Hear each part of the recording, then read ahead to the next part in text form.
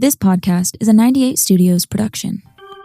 Today's the day, baby. Today's the day. Today's the day. Today's the motherfucking day. Today is the day. Today's the day. Today is the day. Today's the day. What up, everybody? Welcome back to Today's the Day with Zack Anderson, and we have the next scroll for you. Today is the scroll marked 8. I'll read it as always, so tune in or skip this part if you already know the scrolls, and we can talk about why I think they're so important after the fact. But the scroll marked 8. Today I will multiply my value 100-fold. Today I will multiply my value 100-fold. A mulberry leaf touched with the genius of man becomes silk. A field of clay touched with the genius of man becomes a castle. A cypress tree touched with the genius of man becomes a shrine. A cut of sheep's hair touched with the genius of man becomes a garment for a king. If it is possible for leaves and clay and wood and hair to have their value multiplied 100, yea, yet 1,000-fold by man, cannot I do the same with the clay which bears my name? Today I will multiply my value 100-fold. I am likened to a grain of wheat which faces one of three futures. The wheat can be placed in a sack and dumped in a stall until it is fed to swine, or it can be ground to flour and made into bread, or it can be placed in the earth and allowed to grow until its golden head divides and produces 1,000 grains from the one. I am likened to a grain of wheat with one difference. The wheat cannot choose whether it be fed to swine, ground for bread, or planted to multiply. I have a choice, and I will not let my life be fed to swine and despair to be broken up and devoured by the will of others. Today I will multiply my value 100-fold. To grow and multiply, it is necessary to plant the wheat grain in the darkness of the earth, and my failures, my despairs, my ignorance, and my inabilities are the darkness in which I have been planted in order to ripen. Now, like the wheat grain, which will sprout and blossom only if it is nurtured with rain and sun and warm winds, I too must nurture my body and mind to fulfill my dreams. But to grow to full stature, the wheat must wait on the whims of nature. I need not wait, for I have the power to choose my own destiny. Today I will multiply my value 100-fold. And how will I accomplish this? First, I will set goals for the day, the week, the month, the year, and my life. Just as the rain must fall before the wheat will crack its shield and sprout, so must I have objectives before my life will crystallize. In setting my goals, I will consider my best performance of the past and multiply it 100-fold. This will be the standard by which I will live in the future. Never will I be of concern that my goals are too high, for it is not better to aim my spear at the moon and strike only an eagle than to aim my spear at the eagle and strike only a rock. Today I will multiply my value 100-fold. The height of my goals will not hold me in awe, though I may stumble often before they are reached. If I stumble, I will rise, and my falls will not concern me, for all men must stumble often to reach the earth. Only a worm is free from the worry of stumbling. I'm not a worm. I am not an onion plant. I am not a sheep. I am a man. Let others build a cave with their clay. I will build a castle with mine. Today I will multiply my value 100-fold. And just as the sun must warm the earth to bring forth the seeding of wheat, so too will the words on these scrolls warm my life and turn my dreams into reality. Today I will surpass every action which I performed yesterday. I will climb today's mountain to the utmost of my ability, yet tomorrow I will climb a higher than today, and the next will be higher than tomorrow. To surpass the deeds of others is unimportant. To surpass my own deeds is all. Today I will multiply my value 100-fold. And just as the warm wind guides the wheat to maturity, the same winds will carry my voice to those who will listen, and my words will announce my goals. Once spoken, I dare not recall them, lest I lose face.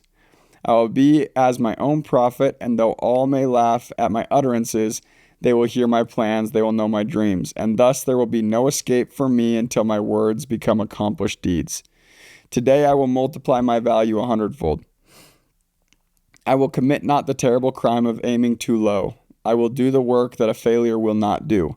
I will always let my reach exceed my grasp. I will never be content with my performance in the market. I will always raise my goals as soon as they are attained. I will always strive to make the next hour better than this one. I will always announce my goals to the world. Yet never will I proclaim my accomplishments. Let the world instead approach me with praise, and may I have the wisdom to receive it in humility. Today I will multiply my value 100-fold. 1 grain of wheat, when multiplied 100-fold, will produce 100 stalks. Multiply these 100-fold 10 times, and they will feed all the cities of the earth. Am I not more than a grain of wheat? Today I will multiply my value 100-fold, and when it is done, I will do it again and again, and there will be astonishment and wonder at my greatness as the words of these scrolls are fulfilled in me. Oh, I love it. As I read these scrolls and as I think about them and as I'm thinking while I'm reading, there's like little things that stand out to me that I think are so important that get overlooked so dang easily. And this one in particular, the biggest thing as I'm reading it and as I'm re-internalizing it from years ago when I would read these things hundreds of times over the course of a month and thousands of times a year, there's a few things. One of them being, at the very beginning of this, it goes in and it shows you how amazing a little commitment from a human being can take and create something out of nothing or merely anything, right? Where it talks about at the very beginning, a field of clay touched with the genius of man becomes a castle. It stresses the genius of man multiple times to, I think, remind us that, dude, everything that we know and everything that's been built and that we utilize and everything was built by man, right? Like all of the modern day amenities that we have was built by man. And I think that's really important to remember. There's so much genius in human beings, and you're a human being. And then it goes to compare you to a grain of wheat or me to a grain of wheat. And it's like, hey, grains of wheat have 3 different destinies. They either get fed to the swine, to the pigs go and they eat it, and that's the potential and the destiny of this grain of wheat. Second one is it gets baked into bread, and then people eat it, right? And the third one is it gets replanted and it grows a whole field or 1,000 other grains of wheat. And it says the only difference between us and a grain of wheat is we get to choose our destiny rather than having our destiny appointed to us.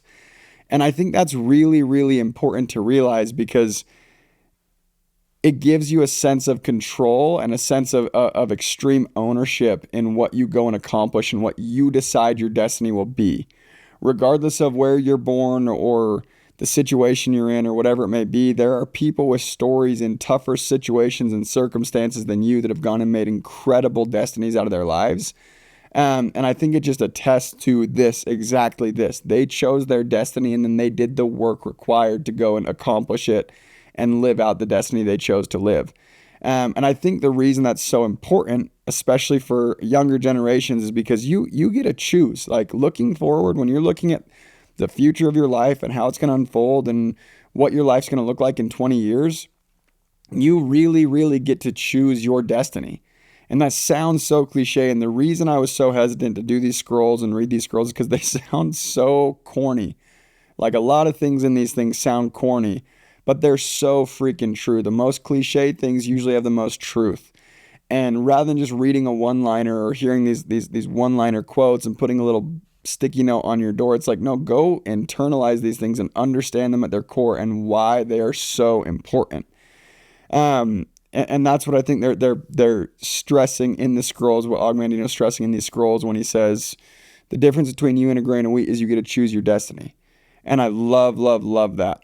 And then as it goes on, it talks about the different ways, like for a grain of wheat to go and grow and actually produce more and multiply its value, it has to have the right things. It has to have, right, the sunshine, the water, everything else. So do you. You have to go and you have to nurture yourself and your mind and your body and grow as a person and learn as a person. Otherwise, you'll never be able to go and fulfill the destiny you want to.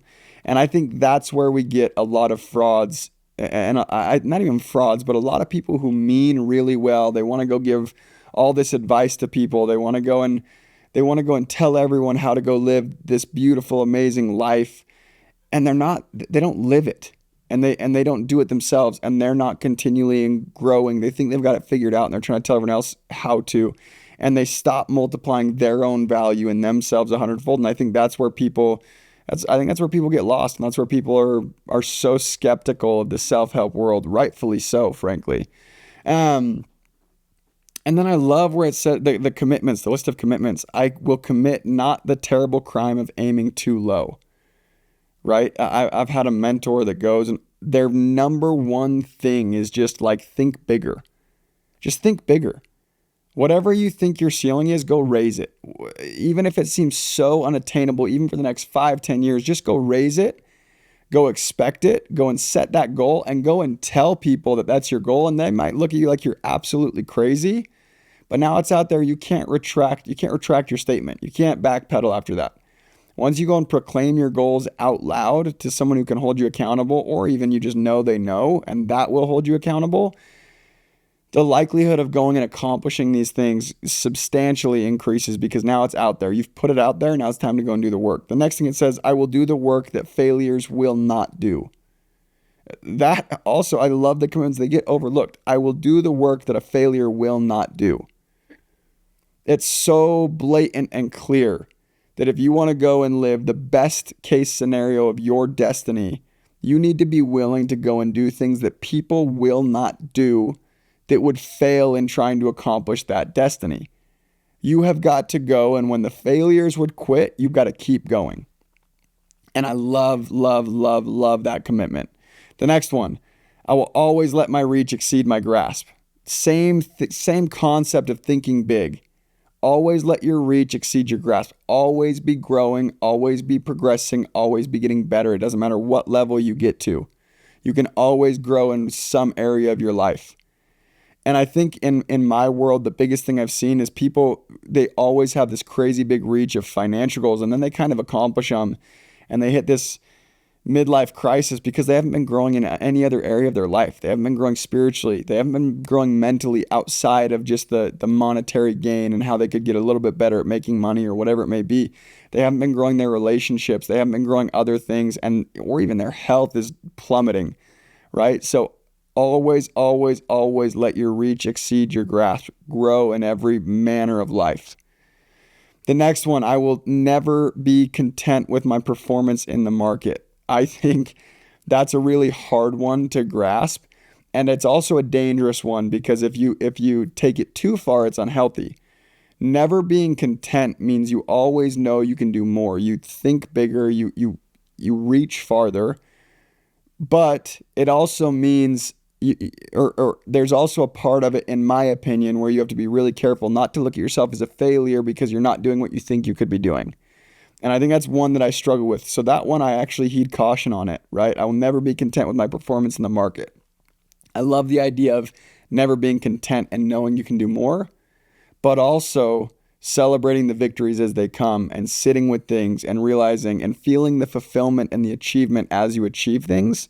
I think is a really, really big key to that one. And then there's more. And then the last one says, I will always announce my goals to the world. And I touched on this a little bit earlier, but if you're serious about a goal, go tell the 10 people closest to you what you're going to go and do. It kind of ties your hands. It puts it out there, and it solidifies that, hey, that's on the list of things that Zack wants to go and do. And now 10 of the people you're closest with know it. So when you're having to make that decision in the moment of struggle of, oh, am I going to take this step forward to close my goal or not? Rather than having the easy out of, oh, I'm the only one who knows about it, it's all good, I'll try again tomorrow. You're like, oh shit, dude, these 10 people are watching. They know this is my goal. I got to do it. And it's easier to avoid the decision fatigue of making hard decisions in the moment when the emotion of excitement's far, far away. So always announce your goals to the world. Right? And then there's a follow-up passage right after that. It says, yet never will I proclaim my accomplishments. Let the world instead approach me with praise, and may I have the wisdom to receive it in humanity. When you go do the thing, don't be the guy or the girl that goes and flaunts it in front of everyone's eyes and needs the recognition and craves the recognition, right? That's not a wise way, according to these words, not a wise way to approach it. Let the world instead approach me with praise, and I may have the wisdom to receive it in humility. Whenever you get to another level, or you cross through another barrier, let people recognize that and come to you. But when they come to you, don't be the cocky dick. Like, be the person who truly can accept that with humility and be like, yeah, man, it was really hard. I'm so glad I did it. It was amazing, and I couldn't have done it without everyone else's help.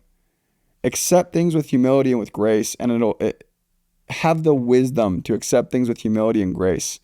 And I think that's another really hard one. Like, I think even myself, like, sometimes you crave people going, and sometimes the world doesn't see and approach you when you want them to. Sometimes right when you accomplish a big goal, you want everyone to know and you want everyone to tell you good job. And it's a weird, it takes away insecurities, and it gives you this confidence and this reassurance that everyone craves. I think everyone craves being reassured by everyone around them. But do your best to realize there's not a lot of wisdom in that. And that's something I work on consistently, and it's something that's really, really hard, I think, just in general. And I don't know if I'll ever master it, but definitely something worth working on. And I've noticed that when I take things in with humility, and I take these compliments with humility, not only does it do a lot more for me, it does a lot more for everyone else. Then people are like, oh, dang, and that's a cool dude. He did this thing, and man, he's like a really cool dude. Like, he's just another guy. Like, I would go to him for help or whatever else. And then you become so much more capable of helping others, because they're not going to look at you as this total whatever because of the way that you handled the compliment. So I love this. I love this scroll. It's just talking about going and multiplying how valuable you are in the marketplace to your significant other and your family 100-fold. And it shows that you're in complete control of that. And I love that. That right there is the scroll marked 8, everybody. Thank you guys for listening to me read a scroll to you again. And as always, until next time, much love. Thank you guys so much for tuning in today. As always, it was a blast for me. I hope you got something out of this. If you got something out of this video of value, share this with a friend, and please go show your love. We're on all streaming platforms, including YouTube, Spotify, and Apple. Any ratings, comments, likes, shares, they go a very long way, and they make it so I can keep doing these things for you, and I would appreciate it greatly. So please go share with a friend. Until next time.